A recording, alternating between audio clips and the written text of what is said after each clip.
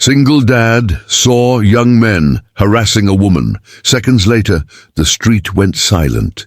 Marcus Webb had always believed that the world could be divided into two kinds of people: those who walked past trouble and those who walked toward it. If you believe in kindness, second chances, and the power of small moments to change lives, please like, comment, share, and subscribe to Kindness True Stories. Also, tell us in the comments where in the world are you watching from. At 42, with calloused hands from years of construction work and tired eyes from raising his daughter alone, Marcus had learned long ago which kind of person he wanted to be. It was a Tuesday evening in late October, when everything he believed about himself was put to the test on the corner of Maple and 5th, just 3 blocks from the apartment he shared with his 14-year-old daughter, Lily. The streetlights had just flickered on, casting a pale orange glow over the sidewalk when he heard it. Laughter.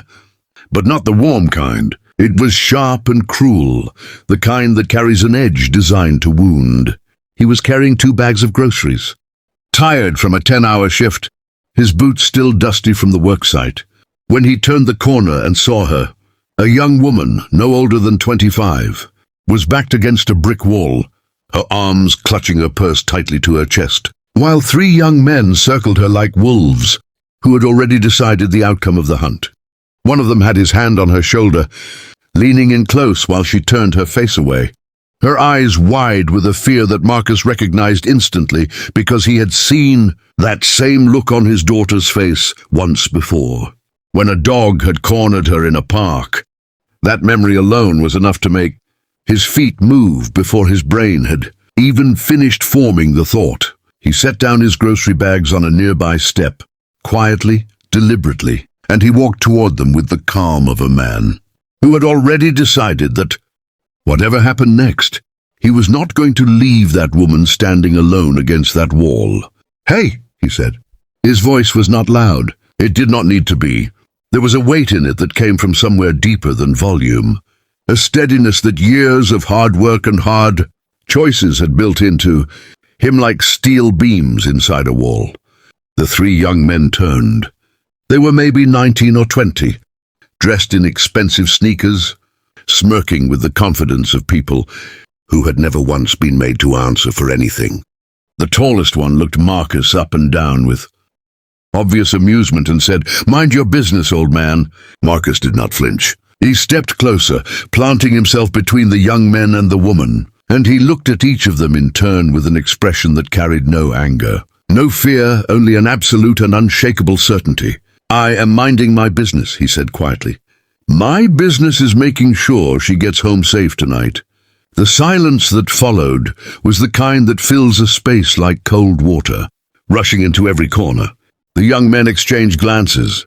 Something had shifted, and they could feel it, though they could not quite name it. It was the presence of a man who had nothing to prove, and therefore could not be rattled. A man whose stillness was somehow more unsettling than any raised fist could ever be. The one who had touched her shoulder dropped his hand. The smirk faded, replaced by something uncertain and small. Marcus never raised his voice.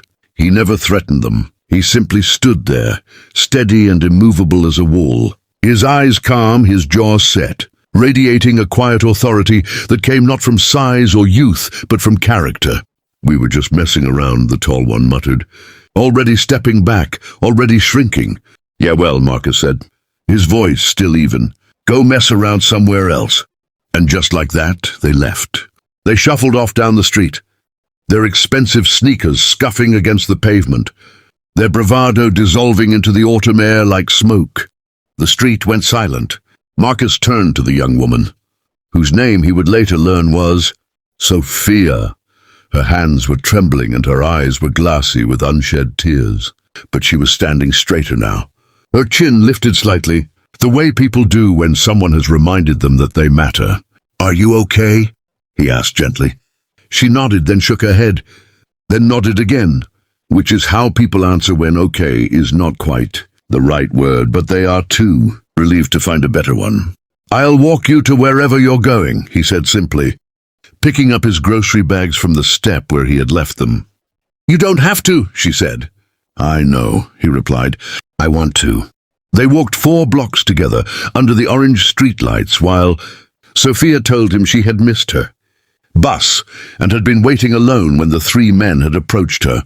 Marcus listened without interrupting, the way good fathers learn to listen.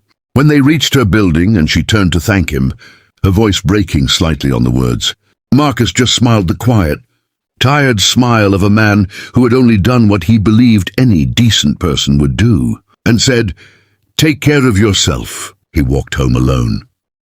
Through the cooling October air, picked up some fallen leaves Lily had pressed and left on the kitchen table, then started making dinner. He never told anyone what had happened that evening, but Sophia did. She told everyone. If this story touched your heart, please like, share, and subscribe to our channel.